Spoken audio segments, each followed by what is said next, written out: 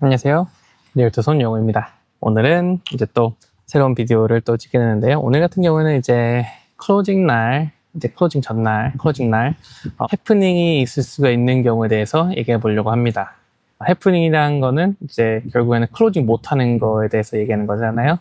많은 사람들이 클로징 전보다 이제 집을 보러 다니고 집을 사는 오퍼 넣을 때 네고시에이션 하는 거나 아니면 몰게지 프리어프루브 받는 거, 아니면 컨디션 받는 거, 아니면 몰게지 파이낸싱을 받는 거, 그리고 홈 인스펙션 통해서 집을 체크하고 하는 걸 더 중요하게 여기긴 해요. 그게 중요한 거 맞고, 하지만 클로징도 당연히 중요한 것들 중 하나입니다.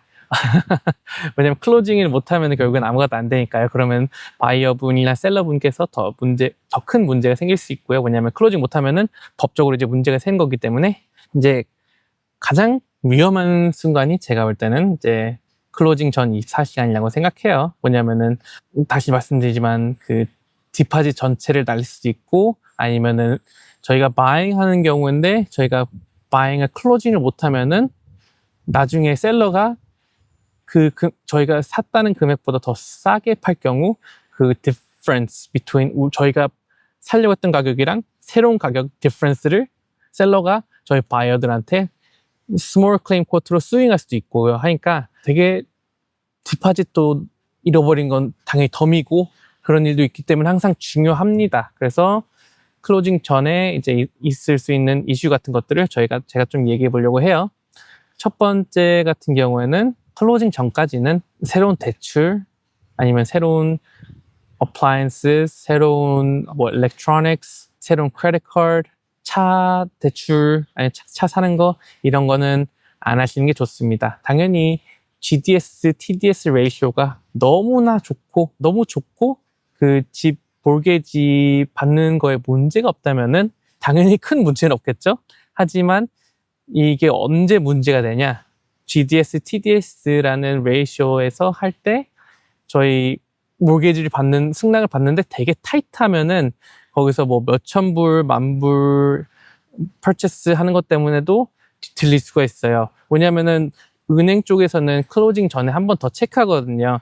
저희 손님들 파이낸싱에 문제가 있는지, 더 론이 더 생겼는지, 아니면은 임플로이먼트가 바뀌었는지 그런 걸 다 체크하기 때문에 꼭 중요하게 될 수 있으면은 클로징 전에는 차를 사던가 리스하던가, 어플라이언스를 새로 사던가 리스하던가, 아니면은 일렉트로닉 사던가 리스하던가 6개월 term 이렇게 하는 거 있잖아요. 그런 것들은 안 사시는 게 최고입니다. 당연히 클로징 전에 이제 어플라이언스 보러 가는 건 당연히 괜찮고요. 그리고 사고 싶으면 살 수도 있죠. 만약에 돈이 그만큼 있으시고 클로징에 지장이 없을 정도의 돈이 있으시다면은 당연히 사셔도 됩니다. 하지만 제가 말씀드린 거는 클로징 전에 이제 좀 타이트했는데 그런 거를 사면은 파이낸싱이 문제가 될 수 있다는 거죠. 그리고 둘째적으로 말씀드릴 거는 이제 클로징 하고 이제 몰게지 승인서를 사인 받고 이제 몰게지 나올 거니까 문제 없을 거잖아요. 하지만 거기서도 아셔야 될 게, 만약에 지금 다니시는 직장에서 새로 가고 싶으셨던 직장을 가게 됐는데 그 기간에 프로베이션 기간이 있다면은 그러면은 몰게지가 승인이 안 됩니다. 그렇기 때문에 될 수 있으면은 항상 몰게지를 받으실 때는 직장을 안 옮기시는 게 제일 좋아요. 직장을 옮기시는 거는 몰게지 파이낸싱 그 클로징 이후에 옮기시는 게 베스트입니다. 이게 다 이제 은행에서 찾아낼 수 있는 거니까 거짓말 하신다 해도 보통은 다 이제 알게 되더라고요. 그렇기 때문에 이 두 가지, 새로운 론 같은 거 없으셔야 되고, 직장도 만약에 바꾸실 거면은 클로징 이후에 바꾸시는 게 좋고, 이게 또 생각보다 되게 언커먼하진 않아요. 생각보다 자주 있는 일이기 때문에 가끔 가다 보면 호러 스토리가 있는데 이런 게 바로 그런 호러 스토리입니다. 클로징 못 해가지고 돈 더 뱉어내야 되고 해야 되는 그런 호러 스토리입니다. 그리고 두 번째 같은 경우는 이거는 요즘에 살짝 커먼한 건데, 이제 많은 분들이 20% 다운페이를 안 하시는 분들도 있을 거잖아요. 특히 첫 번째 구매자 분들 같은 경우에는 이제 20% 다운을 못 하니까 5% 다운페이하고 뭐 7.5% 다운페이하고 막 그러세요. 그런 이젠플 하나 드리자면은, 만약에 저희가 80만 불짜리 집을 산다고 했을 때 다운 페이먼트, 미니멈 다운 페이먼트 해야 될 거 아니에요. 미니멈 다운 페이먼트 같은 경우에는 50만 불은 5%고 50만 불 이후 1.5밀리언까지는 10%잖아요. 그럼 80만 불 하면은 50만 불의 5%는 2만 5천 불이고 50만 불에서 80만 불 사이에는 30만 불이니까 30만 불의 10%는 3만 불입니다. 그럼 5만 5천 불을 무조건 다운페이를 미니멈으로 넣어야 되는 거죠. 그러면은 5만 5천 불을 넣으면은 몰게지 같은 경우에는 74만 5천이 됩니다. 그럼 74만 5천에 CMHC나 세이겐 쪽에서 홈 인슈런스를 넣게 되면은 4% 몰게지 프리미엄이 들어가요. 그러면 4%면은 대략 한 2만 9천에서 3만 불 정도 되거든요. 그러면은 어떻게 되냐?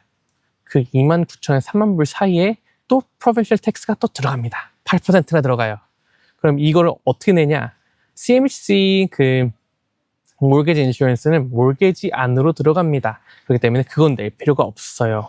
하지만 8% 그 CMHC 몰게지 인슈런스 받는 그 2만 9천 3만 불에 대한 HST는 프로페셔널 텍스는 8%를 내야 됩니다. 그럼 그게 또 2,400 정도 되겠죠? 그럼 어떻게 될까요? 그럼 당연히 그거를 클로징 때 내야 되는데 그거를 못 낼 수 있잖아요. First time home buyer니까. 왜냐하면 First time home buyer 때 걱정하는 거는 land transfer tax 걱정하고 그리고 solicitor fee 걱정하고 그런 거를 걱정하기 때문에 그리고 버짓이 되게 타이트하잖아요. 생각보다. 그러니까 이런 커스트가 갑자기 또 몇천 불이 나오면은 당연히 스트레스를 받죠. 클로징 못 할 수도 있죠. 그렇기 때문에 first time home buyer들이라면 아니면은 CMHC 몰게지 인슈런스를 받으실 분들이라면 꼭 알아두셔야 됩니다.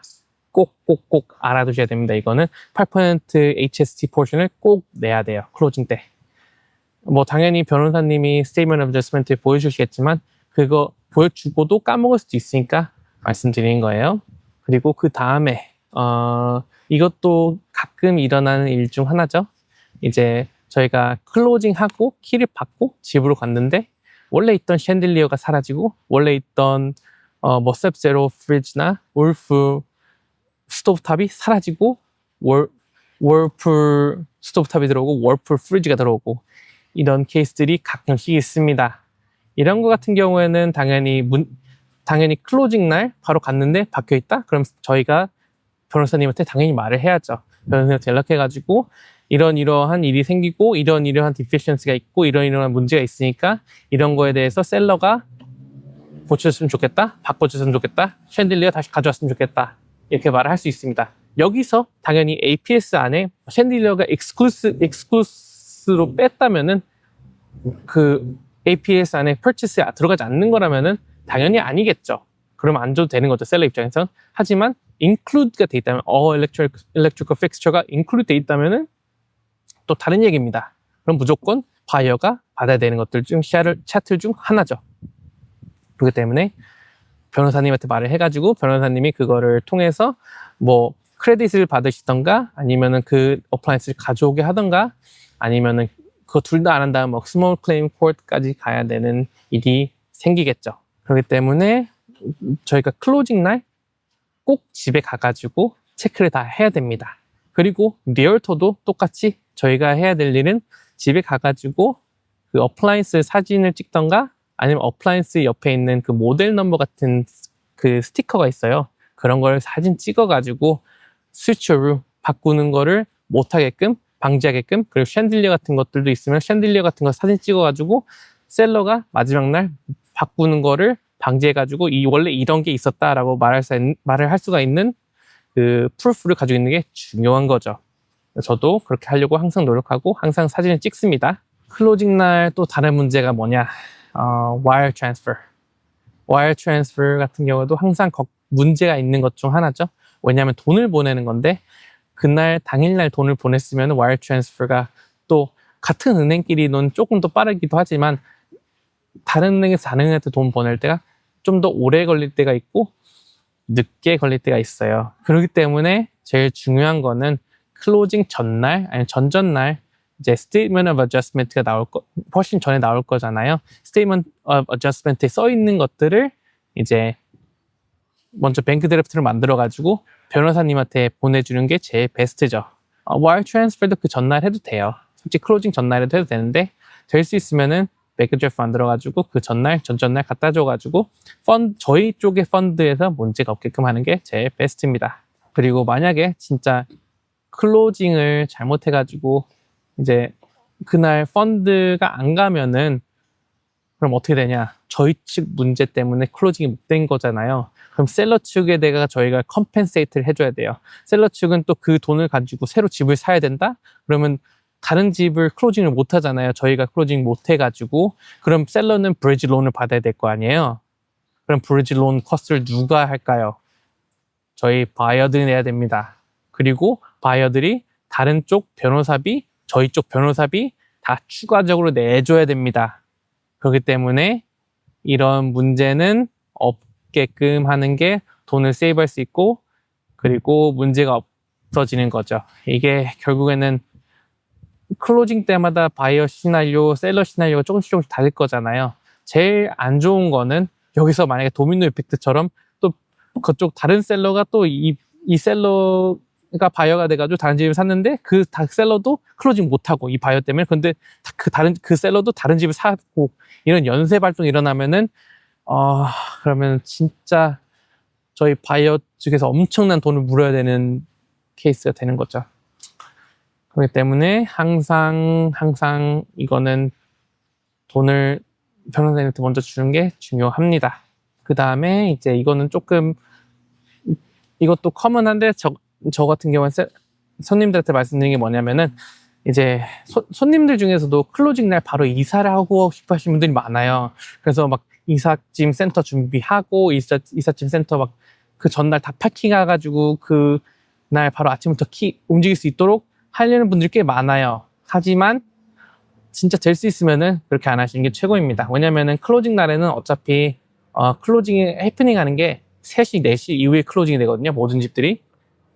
보통 그래요. 은행도 같이 포함되어 있기 때문에 은행 쪽에서도 돈을 트랜스퍼 하는 게 조금 걸리다 보니까 클로징이 진짜 빠르면 2, 3시고 그 이후에 클로징이 많이 되는 것 같아요. 그렇기 때문에 이사를 일찍 하려고 다 짐 싸놓고 준비해놔도 그게 못 들어가면은 결국 저희 바이어분들이 무버들한테 돈을 주는 게 그냥 공짜로 돈을 날리는 거잖아요.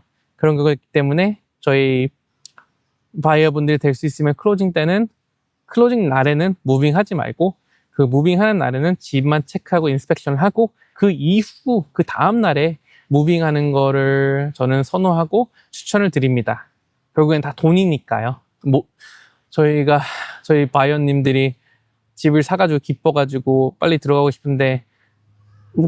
싶어서 무버들을 하였는데 뭐 3-4시간 동안 무버들에게 돈을 주면 그것도 700, 800, 900불이잖아요.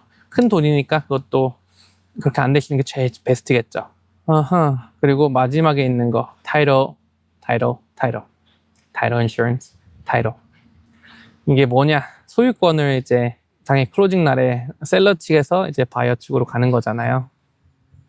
근데 여기서 문제들이 가끔씩 있어요. 여기서 아셔야 될 거는 저희가 집을 살 때 one of the clauses 중 하나가 뭐냐면은 seller is to provide the buyer clean title 이렇게 써 있거든요. 그러면은 타이틀에 리엔 같은 게 없거나 아니면은 뭐 small claims court 이런 게 다 없어야 돼요. 그 집에 리엔 같은 게 있으면은 그러면 돈을 줘야 되는 거거든요. 다른 그런 클레임 건 사람들한테 그런 게 있으면은 당연히 클로징 못 할 수도 있으니까 그것도 네고시에이션을 잘 해야 됩니다. 저 같은 경우에도 이게 제가 지금 왜 계속 이 타이틀에 대해서 계속 얘기를 하냐면은 이번에 저도 클로징을 한 게 있어서 이제 말씀드리는 거예요. 클로징 한 게 있는 건데 오래된 집이었는데 완전 새로 레노베이션 했어요. 탑 투 버럼. 완전 새 것처럼 만들어가지고 집이 정말 이뻐가지고 저희 바이어 분들이 집을 샀어요.